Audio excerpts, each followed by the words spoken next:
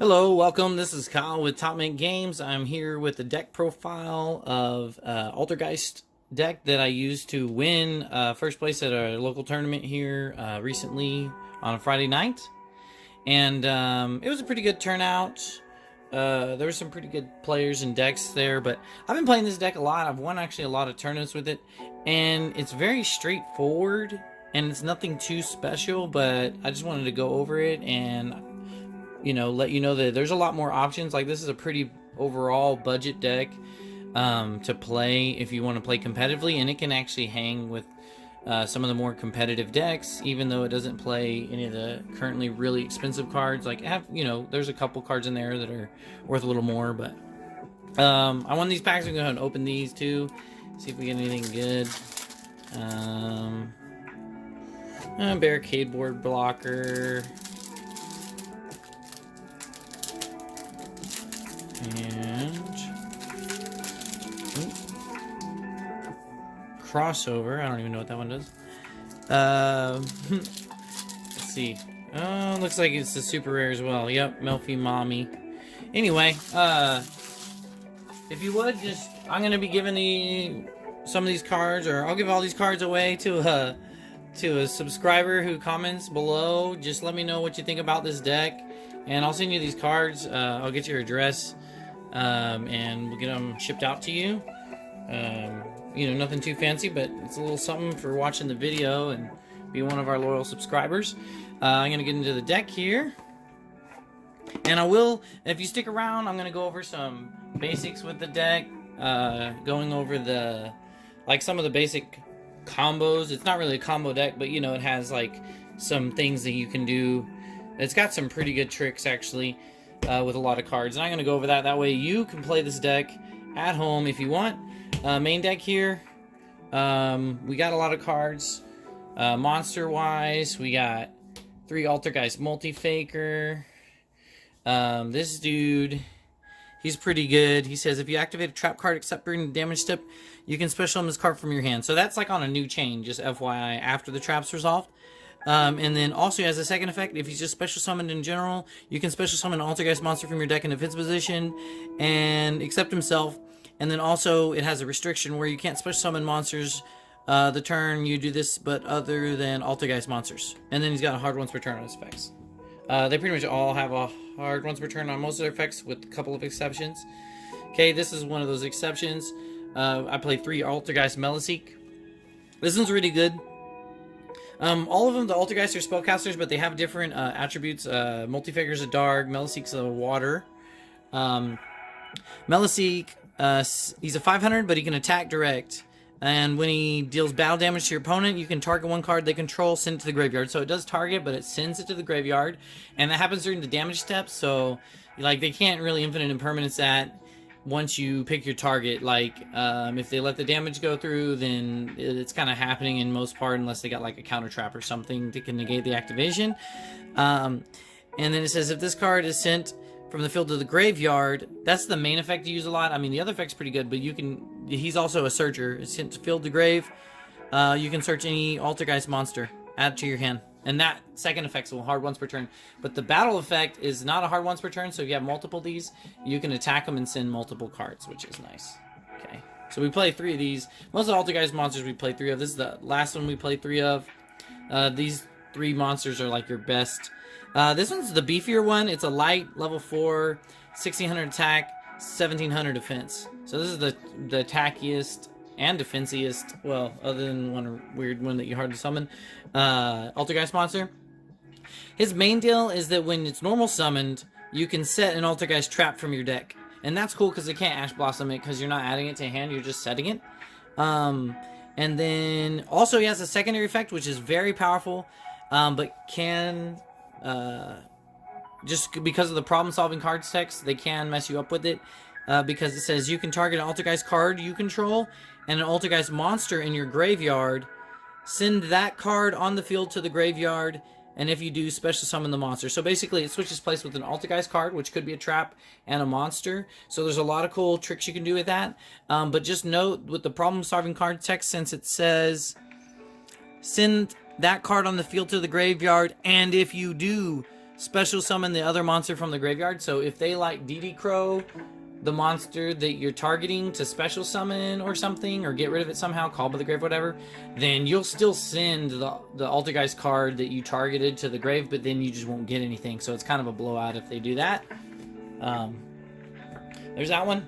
Okay, we're gonna get our 2-ups. This guy's pretty good. He's really necessary. He's the one you summon the most off of Multi-Faker because he has an interruption effect. But so his main effect is I usually put him in defense position, and I'll get on the placement because the placement on Altergeist is very important because of the Link monster they play. But this one's got, I usually put in defense because 800 attack, 1500 defense. And you're usually special summoning him. But he has a quick effect. It says you can return another Altergeist card you control to the hand, then target one card your opponent controls returned to the hand. So basically, you can bounce another one of your Altergeist cards on one of their cards.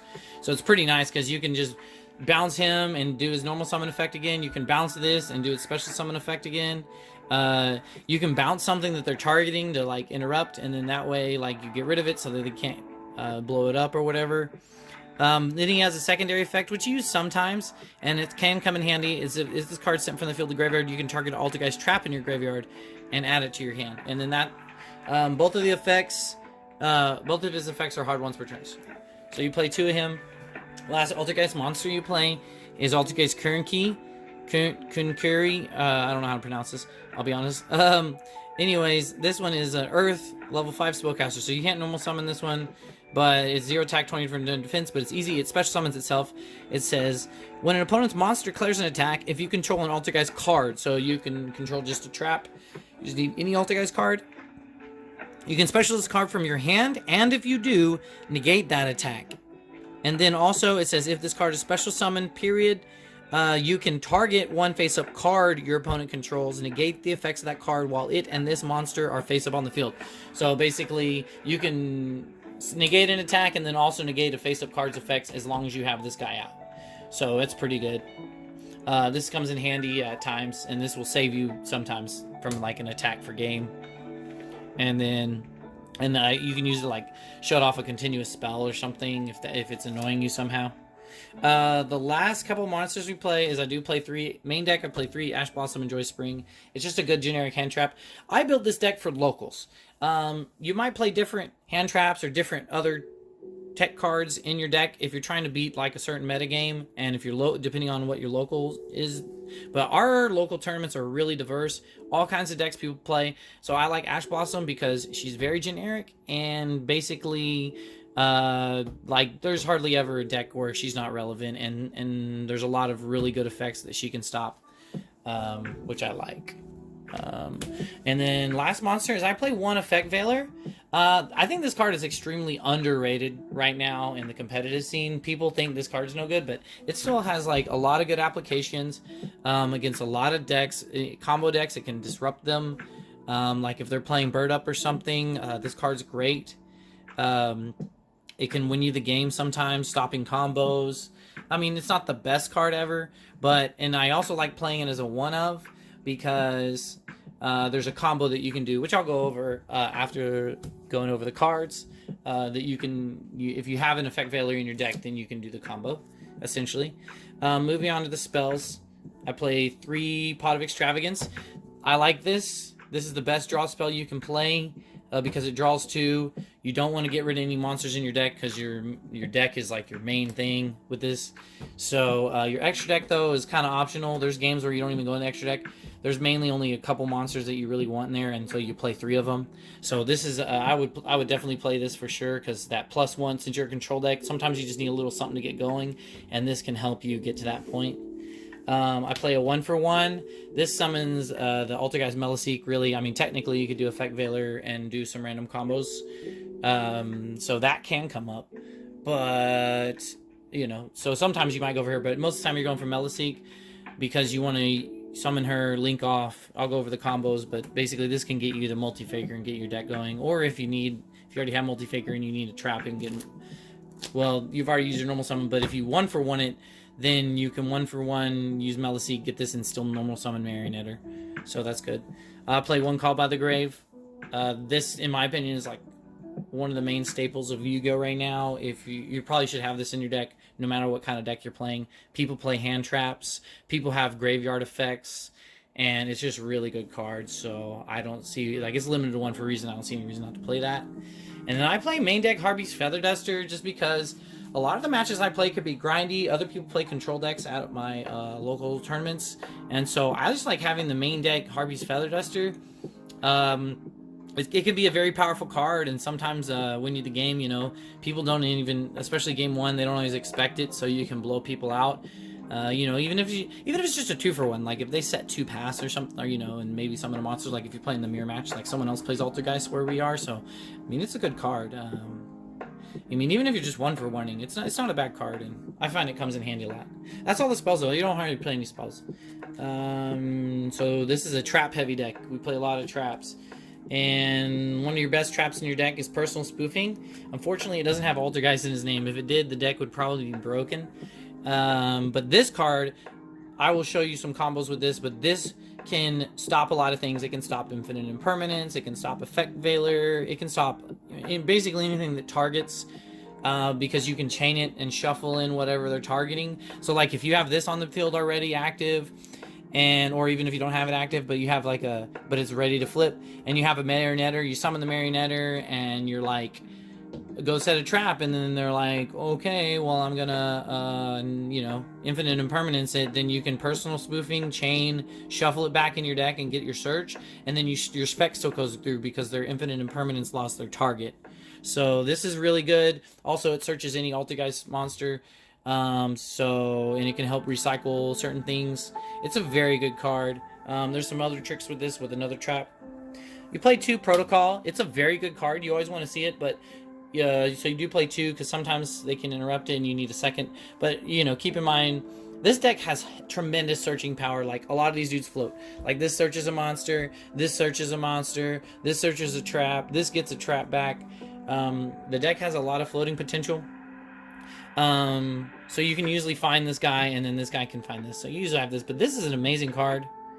But just to explain the wording on this is, once per turn, you can shuffle Altergeist card from your hand or face up on your field in the main deck. Add 1 Altergeist monster from your deck to your hand. So that's gonna good. Okay, this one though negates monster effects and stop them from negating yourself. It says the activation and effects of Altergeist cards activated on your field cannot be negated. So that's pretty nice. Now, they can always negate this card. Like, don't let people try to fool you. If you summon this, they can still Solemn Judgment the Altergeist Protocol. But if the Altergeist Protocol sticks, then its continuous effect is going to begin to apply. And then, basically, they can't negate your stuff. I mean, they can negate the Multi-Faker hand effect to summon from hand, but they won't be able to negate his effect when he hits the field. They can negate the Grave effect, but they can't, you know. So it's only on the field. It's like anti-skill drain, basically. It also says when your opponent activates a monster effect, you can send 1 other face-up Altergeist card you control to the graveyard, negate the activation, and if you do, destroy it. And then that's a hard once per turn on the effect to negate the monster effect. Okay, you play 1 Altergeist Manifestation. It's like a Call of Haunted, but not exactly. It's slightly different, and it also has an extra effect. It says target 1 Altergeist monster in your graveyard, special summon it in an attack position, and if you do, equip it with this card. When this card leaves the field, destroy that monster. So that's a separate effect, which is important. And then it also says, you can banish this card from your graveyard, target 1 Altergeist trap in your graveyard, add it to your hand. You can only use this effect to Altergeist Manifestation once per turn. So I don't think I ever use that, because I'd rather this be in my grave so that he can recycle it back. But that being said, in a pinch, you could do it to get back the Altergeist Protocol. And we don't play any other Altergeist traps, so that's all that's really relevant for. Okay, the rest of the deck is staple traps. I play 3 Infinite Impermanence. It's the best hand trap you can play because it's a trap, and that will trigger your Multi-Faker. So, like, your best hand, if you're going second, is if you open Impermanence plus Multi-Faker, because you can Impermanence them on their turn before you've even taken a turn to set a trap, and then immediately activate Multi-Faker, and then summon usually Silquist, so that you get 2 disruptions on your opponent's first turn when they're going first. So that's, like, the better hand that you can have. But that's the only hand trap. So we don't play too many hand traps, but we can side into more. I main 3 Torrential Tribute. I think this card is great. A lot of your guys float, or like you can bounce in. Like I've had situations where I activate Tribute, they don't chain anything. Then I'm like, okay, use Soquist, bounce my Multi-Faker back to my hand, bounce like one of their back rows to their hand, and then they're like, okay, and then they still don't respond, and then you chain Personal Spoofing, and then you shuffle your Soquist back into your deck, and basically you just like Raigeki them because you got all your cards back, because this is searching you a card to replace that one that you shuffled in, and you just really get a lot of pluses off of it. Plus it's a trap card. Like all these trap cards are good just for the fact that they activate Multi-Faker, because that's usually your main game plan. Get Multi-Faker in hand, start to do traps, start to build an engine, because this is an engine deck. Last couple traps I play 3 Solemn Strike. It's a counter trap, but this activates on a new chain. So even if you activate a counter trap, you can still activate Multi-Faker on the new chain after you negate something. And you know, this is spell speed 3 cards, so most people can't respond to these. Solemn Strike. I'm not going to go over the staples, but you can look those up. But Solemn Strike, and then I play 3 Solemn Judgment. Not a lot of people main deck 3 Solemn Judgment. I still like main deck 3 Solemn Judgment because I want it somewhere in my deck, and it's just another trap in general, and I find it come in handy a lot. Like, it can basically answer anything. I mean, you can't answer a monster effect activating, or some like spell that activates like prior to its initial activation, but it can answer so many cards. And I choose to go first in this deck, so having like the plethora of trap cards to set when you choose to go first is really good in the deck. Okay, so that's the main deck. I'm going to go over the side deck and the extra deck, and then I'll go over some of the basic combos and tricks you can do with this deck. We do play this guy. Let's see. So, extra deck. So, we play Pot of Extravagance, so that sculpts our extra deck. You know, if we weren't somehow playing that card and there was a better draw too, like a straight Pot of Greed or something, then we wouldn't play so many of these. But we play 3 Link Rebo. The main reason you play this is because it helps really good with your Meliseek. You can... So, like, if you open Meliseek and you normal summon Meliseek, and then you tribute it to Link, or you use it as a material for Link Summon for Link Rebo, then you can go get your Multi-Faker. So this just ensures that you do that. And so I play 3 because of Pot of Extravagance. This is the better one, because it can even come up too where you have a Link Rebo Engrave, and his other effect is his quick effect to basically tribute a level 1 to summon himself. So you can later on, if you have another Meliseek in play, you can tribute the Meliseek, summon him, and then search off the Meliseek. So you could like do a Meliseek search on your turn and a Meliseek search on the opponent's turn, because this can get Meliseek in the grave as a quick effect. Like if they somehow didn't interrupt it, you know, during their end phase or something, or if you want to search Multi-Faker during their turn to do some more good stuff. I never summon this guy, but I play him as insurance, just so you have 4 cards that you can use for Meliseek to grave. You don't really use his effects. He's in there like just in case like you banish. You have 4 copies, so you're really unlikely to banish all 4 from your Pot of Extravagance. So that's basically the only reason you play him. This is your main Link monster you summon. This is really the only, like 90% of the games, like if you do summon, you're going to be summoning just this guy, you know, other than this one. Hextia, this is really good. Altergeist card. It's the best Link monster I think they have. His materials are 2 Altergeist monsters, so it's very specific, but he's 1500 attack. Link 2 gains attack equal to the original attack of each Altergeist monster it points to, which it can only ever point to 1 just because of how the zones work. So, like, if the best case scenario is if he's summoning, or if you have a Marionetter underneath him, then he'll be 3,100 attack. So it's a nice beefy attacker. But the main cool effects that he does is, it says when a spell, trap card, or effect is activated. So if they activate a spell or trap effect, also like an invocation in the grave recycle, you can negate it. And it says, quick effect, tribute to Altergeist monster this part points to, negate the activation, and if you do, destroy the card. And if this card is sent from the field to the grave, you can add an Altergeist card from your deck to your hand. And you can only use the negate effect, you can use as many times in a turn as you want. So if you can keep summoning monsters underneath him, or you have a second copy, you can keep negating spells and traps. That's very important. But the hard once per turn is his effect to search when he goes to grave, which is still like a good effect. And I think it says... Yeah, it's only if it's sent from field to grave, so... Fortunately. I play one Prisbania. I don't think I hardly ever summon this, but she's not terrible. It says, during your main phase quick effect, you can tribute one other Altergeist monster. Special summon an Altergeist monster from the deck to your zone this card points to. So, like, that can be a nice little tag out. Summon, if you summon Multi-Faker, then Multi-Faker will go off and you'll summon a second one. And then it says, if this card is sent from the field to the graveyard, you can target an Altergeist card in your graveyard, add it to your hand. So that can be very important. Too, if you need to recycle like your Silquist, you can use this to do that. And then you can only use each of her effects once per turn. Otherwise, she'd be broken. Okay, I play one Nightmare Phoenix just to link climb and randomly answer some back row. Every now and then I go into this, but not a whole lot. Oh, this is our other 3 of. I play 3 of this guy because Dragoon, Red Eyes Dark Dragoon can be a problem, and this guy can answer him because it's a non-targeting send. Says if this card's linked, summon, draw cards. No, okay, you're not doing that. Okay, says you can only use blah blah blah. Okay, once per turn, you can send 1 card from each player's field to the graveyards. And then if this card's sent from the field to the graveyard, special World Chalice monster from your hand. So you're not doing any of the World Chalice stuff with them, but you're mainly using them to send himself or another one of your cards to the grave so that you can send their Dragoons to the grave because it doesn't target and it sends instead of destroying. So I play 3 of that just because that can be annoying. Okay, last 3. We do some combos with these. This is probably the most expensive card in the deck. Crystron Halka Fibrax. You can summon him. You don't play a lot of tuners, but you play a few. You play Effect Veiler and Ash Blossom. Your hand traps are tuners, so you can summon him.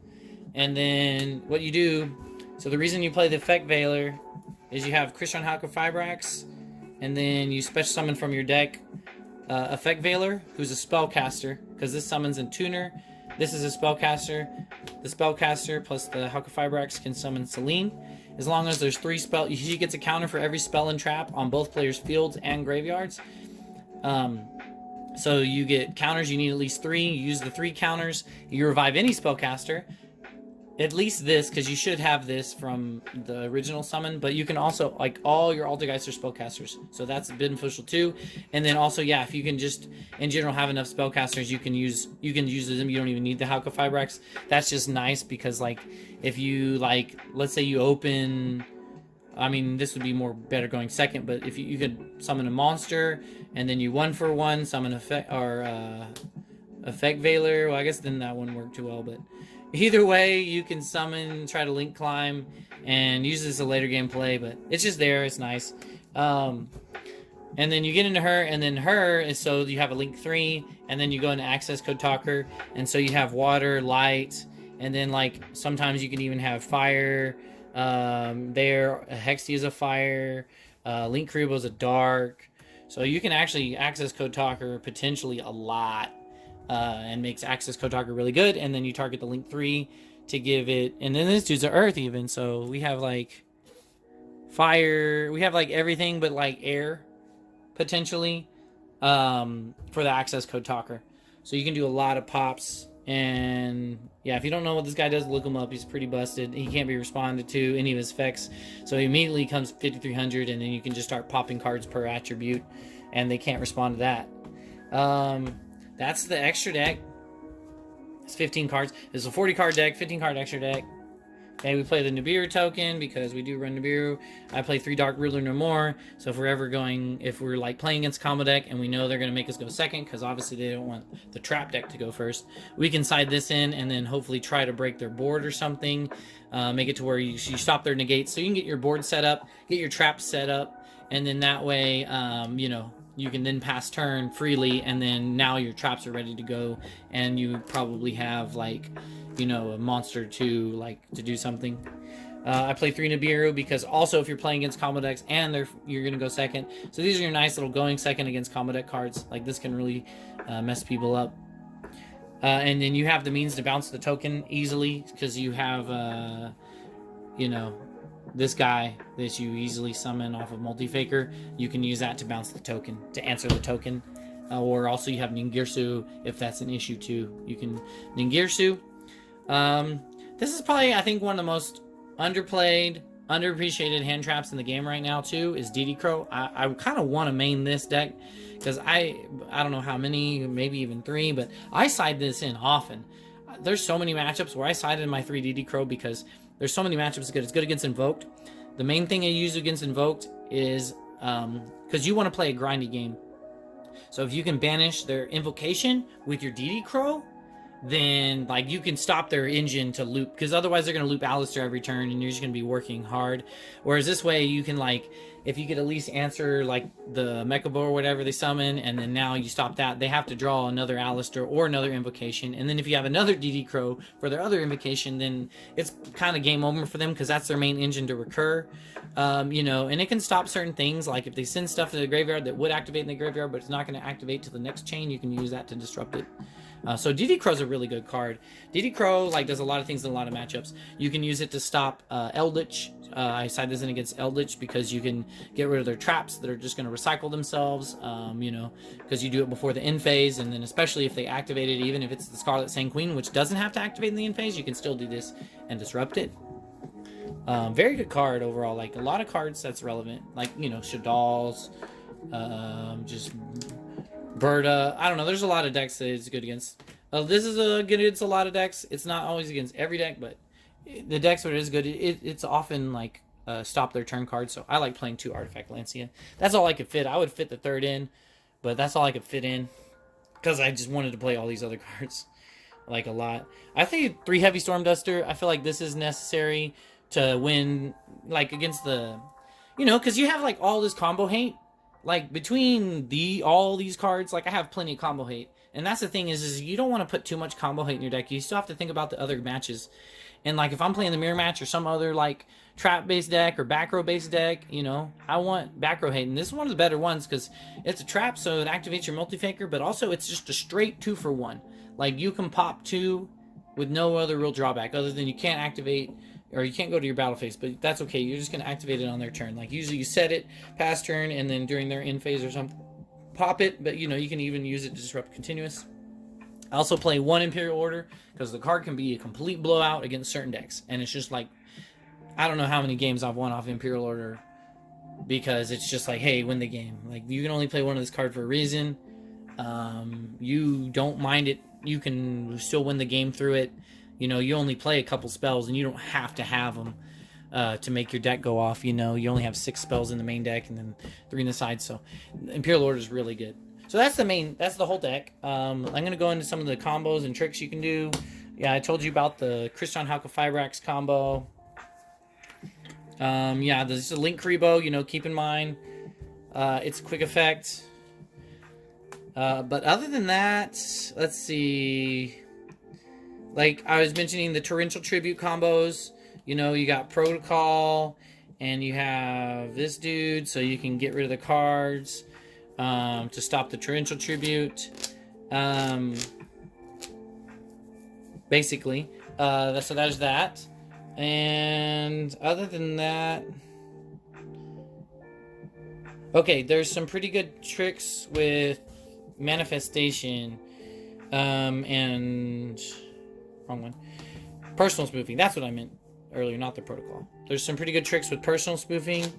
I mean, always remember protocol too. Is it like if you chain it, if they're like hand trapping, like if you go summon multi-faker from hand, and then you're like, cool, activate effects, push some from deck, and then like, cool, Ash Blossom, then you can just chain protocol if it's already ready to be chained, and then it counters their Ash Blossom.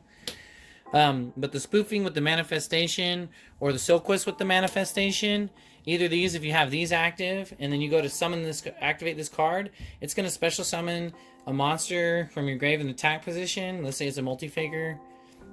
You're going to summon this. Well, to the Manifestation, you can chain multi-faker to bounce. This isn't a continuous trap, unlike Call the Haunted. It has no it does turn into an equip and stay on the field, but it's not a continuous card, so it doesn't have to be face up on the field to resolve its effect. So you can use Personal Spoofing or Silquist to either bounce it to your hand or shuffle it into your deck in response to itself. Oops. So like if you respond, you know, obviously they get to respond to this, but if they then pass priority back, then you can get rid of this off the field. Its effect will still go through, and then now like if this is in your hand or in your deck or something, now you're not tied to that. So that's just going to be permanently summoned. It's a really nice trick with the manifestation and either of these cards here. And then you still get the disruption or the search. So you're like plussing. Like this deck can do a lot of engine stuff. Plus, you know, this is nice. The fact that you can like stop their attack, you know, their main attacker, and then you like, cool, pass turn, and you go, okay, during the end phase, bounce this back, and then bounce like a random card, and then now, you know, you have this back in hand, so you can just negate and attack every turn. The Marionetter has a really nice effect with its the effect to flip. So let's say you have like, yeah, you have a multi-faker in your graveyard, and then you have a Marionetter.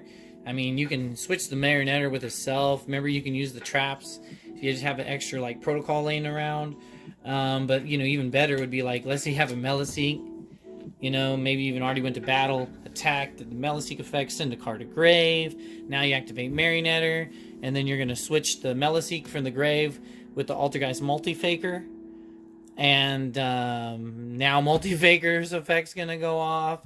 And then as also on the chain, you're going to have Meliseek on the chain. So that's going to be like Chain Link 1, Chain Link 2, however you want to do that. So whichever one you don't want them to Ash Blossom, you could do that Chain Link 1. And so now you're going to get a Search, and you're going to get a Summon. And, you know, there's just a lot of really good plays that you can do with the deck. That's why I like the deck. Is it's a matter of you just thinking of the combos. You got all the pieces there. You just have to think, okay, what is my opponent going to do? How do I want to disrupt? You have to usually think ahead when you play this deck, because you have to think like, because certain things, like if you want to bounce their monster in response to an effect or something, or even bounce their continuous spell in response to the effect, you already need this active on the field. If you don't have this active on the field, then like you can't bounce it in response and stop it. So you would need to preemptively, like during their standby phase or something, activate the protocol, activate the spoofing to be able to have this on the board already to go. But sometimes you don't. It just depends on their deck. You really have to know what you're doing to play this deck, but it rewards you playing over and over and over. The more familiar you get with this deck, the more familiar you get with the matchup of other people's decks, the better the deck is. One more thing I want to note, too, is where to place your monsters. So here's like our main monsters that we got, all our Altergeist monsters. So the thing you have to consider is this. Is like, where are you summoning your Link Kuriboh? Because if you summon your Link Kuriboh here, then you could get in a situation where you can't get rid of the Link Kuriboh, because you have to have 2 Altergeist monsters for Hextia. So you can't, you'd have to put this here. And if you put this here, you need this spot open. And then sometimes maybe you need this middle spot open. Like if you have the Link Kuriboh here, the Hextia, it depends. So I get in the habit, I try to Link Kuriboh here, but obviously you can't always control that, because if your opponent goes first and Link summons something here, then you're going to be here, or if they go here, you're going to be here. So this, you want to keep, basically this spot is your safe spot to not ever have Hextia need to point to this. Because if Hextia is here, you need this zone. If Hextia is here, because of this, you need this zone. You might need this zone for Hextia, or you might need this zone for Hextia. So this is your safe zone. So because of that, this is usually where you want to summon your Silquist or your Konkiri. This is the zone for them, because he only gets boosted per attack, because I mean he only has attack. He's a Link monster. So you don't ever want him pointing to these in general. I mean, there's some situations where you might, but in general you don't want him pointing to these. I mean, the best one you want him pointing to is the Marionetter.